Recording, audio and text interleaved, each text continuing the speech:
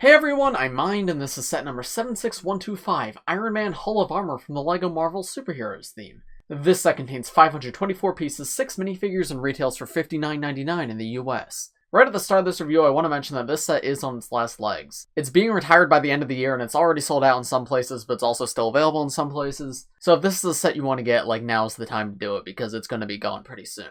So with that being said, let's take a look at it. So here's the Hall of Armor itself. This was a set that I thought looked cool, but I didn't have any major interest in. The only reason I actually decided to pick it up is because I found it for 40% off at a Walmart. And having it in hand, I'm really glad I got this one, because it's one of the nicest looking Marvel sets, and it's something significant in universe, which is cool. And I just like the overall build. It's very samey, you're building a lot of the same thing over and over again. But that makes sense, and I don't mind that, and it allows you to buy multiples of the set and expand upon it if you want.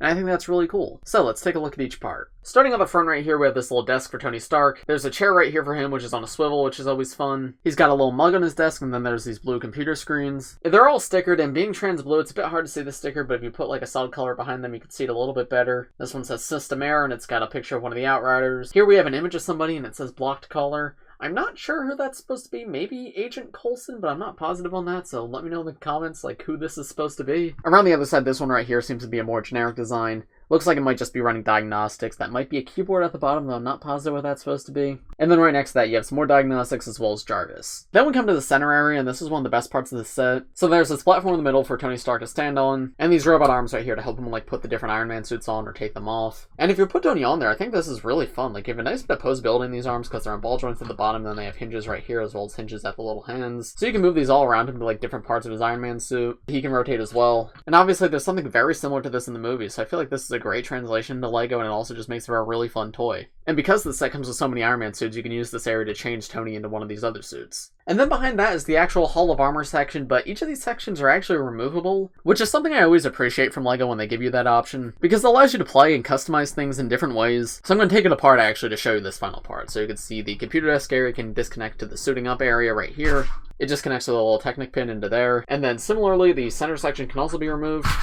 And once again, that just connects with the Technic pin. And then here's the Hall of Armor with all that removed. You can keep it rounded like this, but you can also open it up straight. And all opened up like this looks really cool. Obviously, it's infinitely expandable. You could just have a huge long row of just these if you want to build more with your own parts or get multiples of this set. But I love this. There's room for all 3 Iron Man suits that come in this set, as well as room for one more suit right here. And then some of the other sections are taken up by just accessories and whatnot. This one over here has this little stud shooter on a clip, and this one right here has a little wrench. But those are very easily removable, and once they're removed, they're just another one of the Iron Man suit sections. So if you have your own Iron Man minifigures you want to put in this set, you can just attach those right here. But yeah, here's what each of the basic display areas looks like up close. Just a little platform down here with some chrome lacquered pieces, a trans blue part in the back, and then there's a little catwalk with a railing on top of it. In terms of specialty ones, you have this one at the very end right here with a little stick to hold Iron Man's helmet. This is because the set comes with both the helmet and the hair for this version of Iron Man. So if you want the hair on the figure, you could keep the helmet here, or if you want the helmet on the figure, you could keep the hair here. I talk about this in a lot of my reviews, but whenever characters have extra accessories, I really appreciate when the sets have ways to store them. Because I know when I was younger and I was playing with my LEGO, I would lose this kind of stuff all the time because I wouldn't have anywhere to put it. So whenever sets have something like this, it makes me really happy to see, because I feel like you're less likely to lose something like this if you have a place to put it. Moving down, here's that section with the wrench that I talked about before. Very simple little build, 2 clips, one has a wrench in it, and that of course can be removed as I mentioned. In the center there's another little stand that can be removed, but this one has a jetpack on it. This is just a silly little attachment you can give to Tony if you want, but I think it makes sense to be here. This is his lab, this is where he creates all of his inventions. I think it's funny to have a jetpack here, but it's fun for play, and it's just a nice part to get. I like it. And then coming down all the way to the other end, second to last on this end, you can see there's these 2 clips right here. This one holds a stud shooter. It's a red stud shooter with a blue stud coming out. And as with the other one, this entire section can be removed if you want to put another Iron Man suit there. And then finally at the very end, you have this little coffee mug right here and this sort of machine. I'm not sure what this is supposed to be. Maybe it's a blender, maybe it's a gumball machine, I can't say for sure. But regardless, it's a fun little thing to give this thing a little bit of life because it is very samey. And I appreciate that that's there. It's not too hard to customize if you want to make it look like the rest of them, but it's a nice option to have. Here's how everything looks on the back, and it's mostly all the same except for these 3 in the middle. These 3 in the middle have stickers on them to show you information about specific suits. This is talking about the Mark 5 suit, this is talking about the Mark 15 suit, and this one has a bunch of different suits on it and mentions the House Party Protocol. But then the next 3 sections have no stickers and they're the same as the first 3. Then we come to the side where you can see there's a ladder right here to get up top. And as I mentioned before, each section has a part of a catwalk on it with a little railing. There's also this radar dish on top of one of them, which is made to be removed or moved around if you want. It only connects on 2 studs, so it pops off really easily. So you can move this to a different part of the build or just take it off entirely. Personally, I like it, it adds some personality, but it doesn't make it as easy for these characters to actually walk here. So if you wanted it to be a proper walkway, you could probably get rid of that. And then finally, coming back around back, you can see there's another technical right here. This is so you can expand upon this with your own parts, or those parts I detached earlier, you can actually attach to the back instead if you wanted. So if you want the station where Tony armors up to be back here, you can have that. Or you can have his desk. Or of course, you could have both.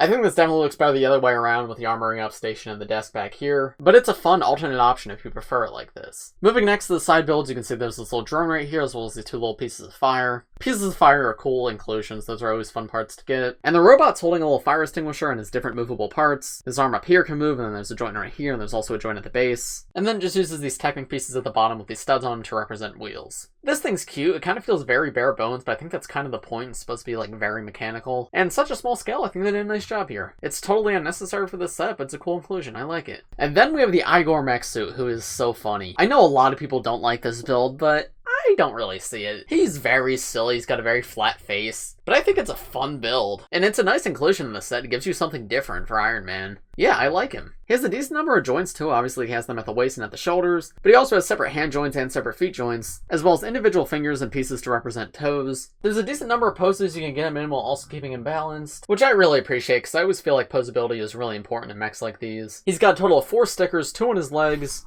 as well as 2 on his hands. He also has a printed piece for his eyes, which I like. And of course, as Igor is a mech suit, he does open up so you can put a figure inside. You lift the top right here, lift the bottom down here, and then move out these sections in the middle. You can attach the back at Tony Stark's legs or anybody else's legs right here, and then close everything back up around him. And it does look a little bit silly having a character actually in the mech, because they're not very covered up at all, like you can definitely see them in there. But I don't know, I don't think it's a bad look, and there's something interesting about that like I don't feel like you see from many other mechs. Yeah, I don't mind this guy. He looks alright from the back. I think he's overall fairly decent. Definitely funny looking, but I think he's a good toy. He's unique, he's creative. I don't really have any complaints here. I like him, and I'm happy I have him. So here are the first 2 minifigures in the set, Iron Man Mark 1 and Iron Man Mark 5. Interesting fact about this Iron Man Mark 1 minifigure. Earlier in the year, I got the opportunity to interview the LEGO Collectible Minifigures design team, including the people who designed the Marvel CMF, and one of the designers that I interviewed was named Mark Tranter. In that interview, I asked him, like, did he have any one particular minifigure that he was the most proud of designing, and he said this one right here. This is a minifigure he had wanted to make for years, and he was very proud of the final result. And now that I finally have it in hand, I completely agree. This is an awesome minifigure. Not only for like the context of what it is, the fact that we have the Mark 1 suit is so cool that we finally have that. But also it's just really well done. I love like the damaged look to it. It's very rusty, there's chips on the metal everywhere. It really feels like scrapped together, which is like the look of this suit from the movies. It's translated into LEGO forms so well here, and I'm so glad like after so many years we finally got a minifigure of this, and they really nailed it here. A small but significant touch is I like how they have silver printing on top of the silver brick. It just sort of gives another dimension to the suit that it wouldn't have otherwise, and as a whole this just looks spectacular. Mark 5 is pretty good, like it's objectively a really good suit, it's just personally my least favorite one in this set. I've never been like huge into collecting the different Iron Man suits. While I like Iron Man enough as a character, I like didn't really care to get every single version. So this one's just not as interesting to me because it's not as like different as some of the other suits, because this just uses the dark red like most of Iron Man's suits do. Obviously this time around he goes for silver instead of gold, which admittedly does look really cool. But yeah, it's just not as interesting to me as some of the other ones. Not because it's bad, but I definitely think that there's more interesting ones. It's well done though, they capture the look of the armor really well, and the silver printing on top of the dark red looks really beautiful. I especially like the black lines printed on the face. I think that's the coolest part of this figure here. And this is one of the Iron Man helmets that can open up, so if you open it up, you can see the face underneath or lack thereof. Same thing with the Mark 1 suit over here, it just has a trans-clear head underneath. That's so that you can swap Tony Stark's head over here if you want, but by default you're not going to get 4 Tony Starks in the set. These are all just different suits you can switch that one head into. Here's a look at these 2 suits in the back. Once again, the Mark 1 is fantastic. I love that yellow printing there. It just gives it that nice splashy color. And you can see like all the machinery around the back that makes it work. And then pretty decent back torso print in the Mark 5 as well. And then here are the next 2 minifigures in the set. We have Iron Man Mark 41 and Iron Man Mark 50. Mark 41 is probably my favorite figure in this set. It's between this one and the Mark 1, but they're both very, very good. I just adore the colors here. They're so unique, so cool, so different from any other Iron Man suit, at least that we've gotten in LEGO before.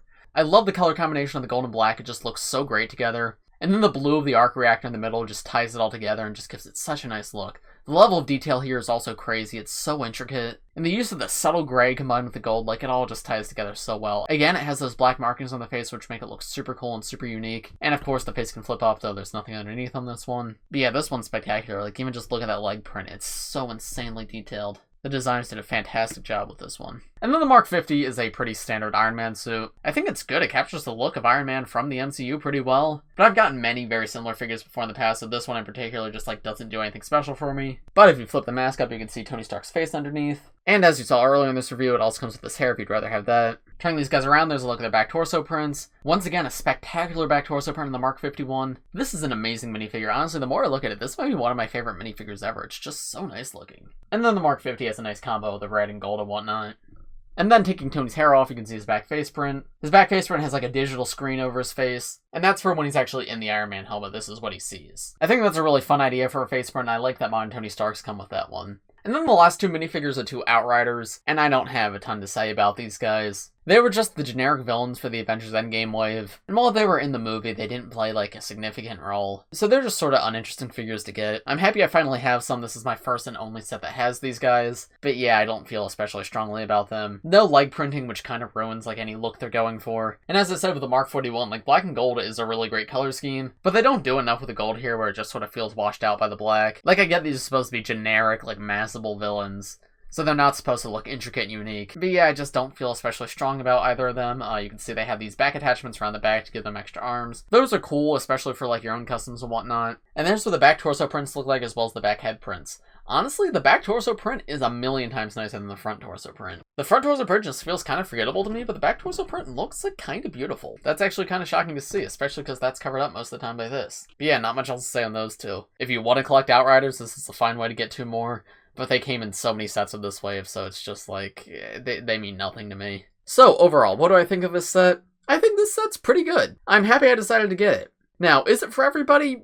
No, probably not. I think if you're a casual fan of the MCU like I am and you find it on sale like I did, yeah, for sure, pick it up. But if you can only find it for full price, like, yeah, I think if you get it, you'll be happy with it, but it's not one you desperately need. I think this set's more for hardcore fans of the MCU or just people who are big fans of Iron Man, and there's a lot of those people out there. Like, there's a lot of people that this set is for. But it's not like a must-have. If you don't end up being able to get this set, I think that's okay. But if it was one you were wanting anyway, then yeah, I definitely recommend it, and I'd say now is the time to get it, because this is going to be gone in a few months. But those are just my thoughts. Let me know what you guys think in the comments below. If you enjoyed this video, please press like, subscribe if you're new. I do LEGO videos like this every single day, so if you subscribe, you'll be the first to see them. Thanks for watching, everybody, and I will see you in the next one.